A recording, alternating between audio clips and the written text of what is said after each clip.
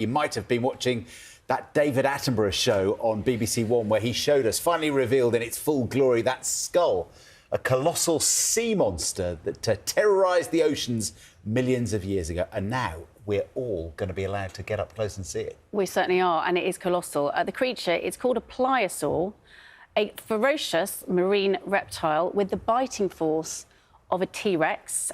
It was found off Dorset's Jurassic Coast, and our science editor, Rebecca Morell, is at the Etches Collection Museum for us this morning.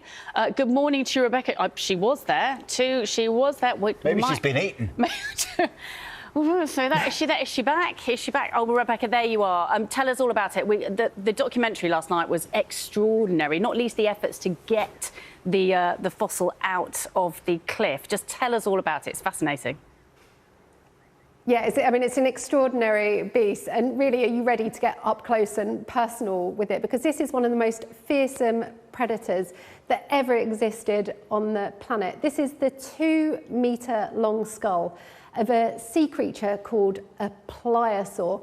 I mean, just look at the jaws on it. It's kind of like a crocodile on steroids. You can imagine this thing snapping its jaws open and shut around anything that swam past it. It's packed full of razor-sharp teeth, about 120 of them. Now, it lived 150 million years ago, about the same time that dinosaurs were roaming the land, but this thing would have been terrorising the oceans.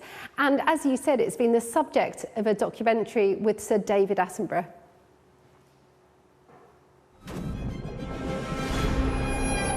The seas that surrounded the land where Tyrannosaurus rex and all the rest of these great diplodocus and things were wandering about, the seas were full of monsters too. How that must have appeared at the time is a wonderful thing to ponder upon.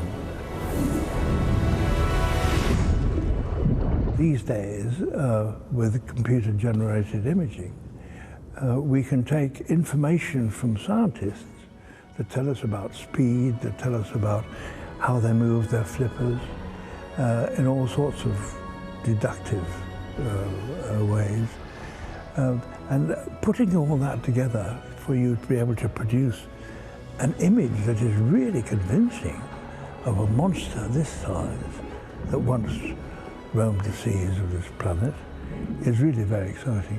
But there's a sort of double whammy in this one, because not only are you doing that, but you are doing it on something that's only just been discovered.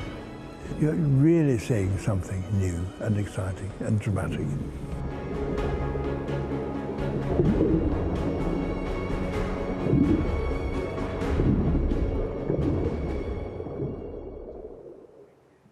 Now, I'm joined by Dr. Judith Sassoon, who's a paleontologist and pliosaur expert from the University of Bristol.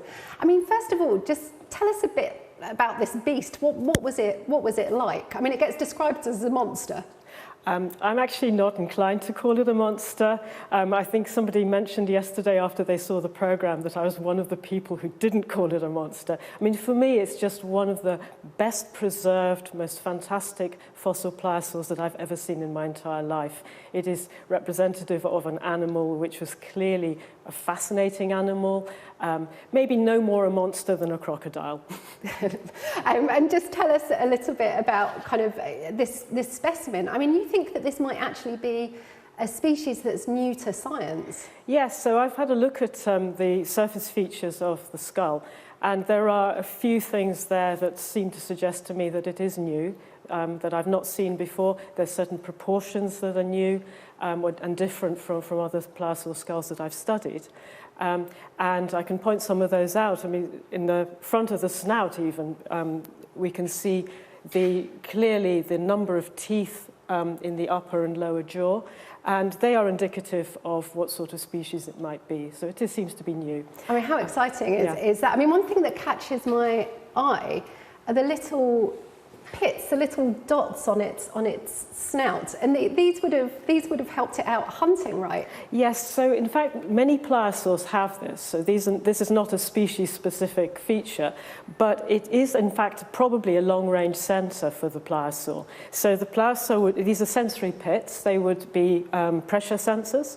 So a pliosaur swimming in dark waters or murky waters might not be able to use its eyes so easily, but it would still sense prey through those sensory pits. And just very quickly, I mean, in a word, I mean, do you think this is, how does it rank on the list of pliosaurs that you've seen? Oh, it's the best one. I've never seen anything quite so good in my whole life. There we go. Thank you very much. I mean, not a monster. I'm sorry for offending Judith by calling it a monster. It's a beast. It's a beast. I mean, it's absolutely colossal. And what's fascinating about this, I mean, the head is 2 meters long, but the team who excavated it think the rest of its body is still in the cliff. So that's another 10 meters. I mean, this thing would have been the size of a double-decker bus. Absolutely colossal. I mean, if they find it, they'd probably have to build an extension to the museum to actually fit it in. But, you know, imagine that, seeing this whole thing laid out from the tip of its snout all the way down to its bottom end. It'd be absolutely incredible. I mean, it really is a remarkable animal. Thanks, Rebecca.